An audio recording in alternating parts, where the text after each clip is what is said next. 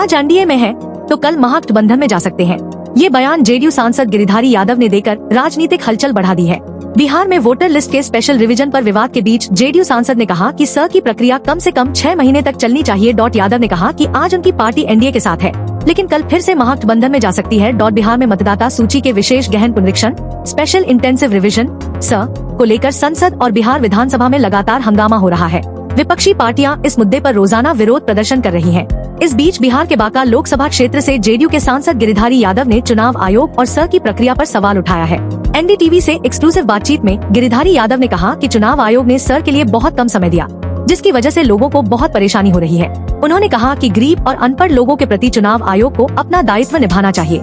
JDU सांसद ने बड़ा आरोप लगाते हुए कहा कि चुनाव आयोग व्यवहारिकता को नहीं समझता है और उसे स की प्रक्रिया के लिए और ज्यादा समय देना चाहिए था। बांका से सांसद ने स प्रक्रिया पर सवाल उठाते हुए कहा कि लोकसभा में इसी मतदाता सूची के आधार पर चुनाव हुआ था, इसलिए इसी सूची से विधानसभा चुनाव क्यों नहीं हो सकता। उन्होंने कहा कि अगर लोकसभा चुनाव फर्जी मतदाता सूची के आधार पर हुआ था तो उनका चुनाव भी अवैध है और अगर ऐसा है तो वो इस्तीफा देने को तैयार है। गिरिधारी यादव ने बातचीत में कहा कि चुनाव आयोग को स की प्रक्रिया को कम से कम 6 महीने तक करना चाहिए ताकि योग्य मतदाताओं को जरूरी दस्तावेज जमा करने के लिए पर्याप्त समय मिल सके और उन लोगों के नाम हटाए जा सके जिनके पास वैध मतदान का अधिकार नहीं है। गिरिधारी यादव ने कहा कि वह और उनकी पार्टी समाजवादी विचारधारा से आते हैं जो गरीबों के लिए लड़ती है।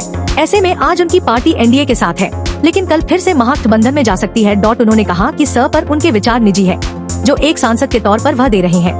गिरिधारी यादव ने अपना उदाहरण देते हुए कहा कि उन्हें दस्तावेज इकट्ठा करने में 10 से 11 दिन लग गए थे। ऐसे में वह बाकी लोगों को हो रही तकलीफ का अंदाजा लगाया जा सकता है। उन्होंने कहा कि उनका एक बेटा अमेरिका में रहता है और उन्हें नहीं पता कि वह बिहार में मतदाता रहेगा या नहीं। गिरिधारी यादव के इस बयान के राजनीतिक गलियारों में कई मतलब निकाले जा रहे हैं।